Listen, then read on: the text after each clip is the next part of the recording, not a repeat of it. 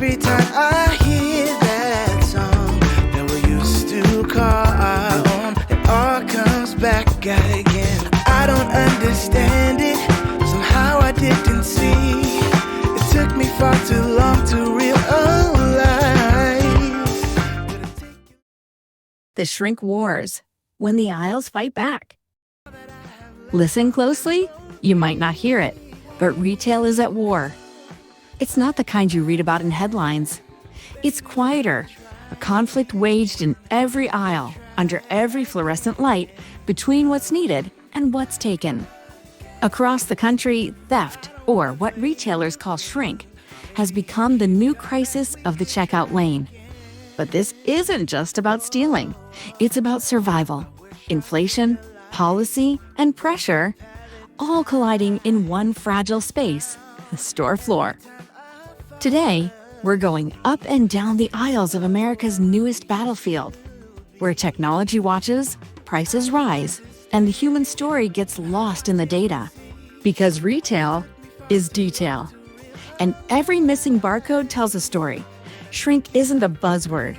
It's retail's quiet drain. It's the difference between what's on paper and what's actually on the shelf. For years, shrink sat around 1.4% of total retail sales.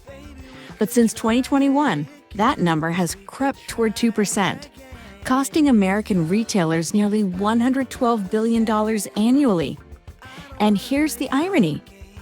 When the store loses profit, we all pay for it through higher prices, locked products, and fewer open locations. Shrink isn't just about loss. It's about what happens when the aisle becomes an armory. It used to be occasional, a lost carton here, a misplaced item there. Now, it's organized, coordinated. Retailers from Target to Walmart to Kroger have all cited theft as a leading cause of store closures in high-impact areas. In tough economies, desperation grows quietly. When rent rises, wages freeze, and groceries hit record highs, the line between need and wrong blurs for some. Retailers report that much of the recent increase in theft isn't just organized, it's emotional. It's parents stealing formula, workers grabbing lunch they can't afford, or families stretching their SNAP benefits too far into the month. It's not an excuse, but it's a reality, one shaped by tariffs, labor shortages, inflation, and immigration slowdowns. Because when global prices go up and local paychecks stay flat, sometimes the pain of the economy lands right in the frozen aisle. Retail is responding, and fast. In some stores, facial recognition systems quietly scan every shopper entering. AI-driven cameras track unusual hand motions. RFID tags record where items disappear. And predictive algorithms flag potential risk zones by zip code, time, and even weather. Some say it's innovation. Others call it invasion. Even shoppers who've never stolen now feel watched. Subtle shift in trust. A digital wall between consumer and company. The future of shrink prevention isn't a guard at the door. It's a code in the cloud, and it doesn't blink. When stores close, they don't just take jobs, they take access. Many urban and rural communities are watching their last supermarkets lock their doors, creating modern-day food deserts. Where a grocery once stood, now sits an empty sign, a boarded window, and another 20-minute bus ride just to buy produce.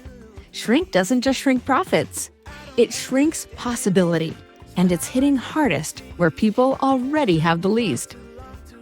This is what the ripple looks like. Shrink leads to closure. Closure leads to scarcity. Scarcity leads to higher prices and lower nutrition. And the circle spins again. Retailers are fighting back with layered defenses. Smart locks, AI auditing, and digital shelf tracking. Some, like Amazon and Walmart, are testing smart carts that track every product from shelf to exit. Others are cutting back on self-checkout altogether, finding the balance between trust and control. But here's the truth behind the headlines. The shrink war isn't about bad customers or bad corporations. It's about pressure on both sides. Shoppers trying to survive, retailers trying to stay open, and a system trying to rebuild the bridge between them. This is where we all have a role, as consumers, as communities, and as humans. Because the store may be the battleground, but the fight is about something much deeper: the value of honesty in hard times. Tip 1. Stay smart, not silent. If you see a store locking items up or raising prices, ask why, not in anger, but in awareness. Understanding the why behind shrink builds empathy, not resentment. Tip 2. Shop local when you can. Community stores feel the sting of theft faster, but they also recover quicker when supported. Your dollars help protect local access, especially where closures could create food deserts. Tip 3. Respect the aisle. Even when times are tough, remember that every product represents a worker's effort. Honesty is quiet resistance, a way of saying, we still have integrity. Tip 4. Help someone else shop. If you can afford an extra bag of rice or box of cereal, buy it. Leave it at a community pantry, church, or neighbor's door. You can shrink the pain, even when you can't stop the shrink. Tip 5. Support solutions, not suspicion. Be patient with new security systems. Be kind to the workers navigating new rules. And remember, retail is still run by people, not algorithms. These are not tips for shopping. They're reminders of how to stay human, even when the system forgets to be. Shrink isn't just what's missing from the shelf. It's what's missing from our understanding of each other. Behind every stolen item, there's a story. Behind every locked case, there's a fear. And somewhere in between, there's the truth we all live in. Retailers are fighting to protect their stores. Consumers are fighting to protect their dignity. And both are trying to hold on to what's fair in a time that doesn't feel fair at all. So as you walk the aisles, remember, what you see missing isn't always about theft. Sometimes it's about survival. This is Up and Down the Aisles, because retail is detail.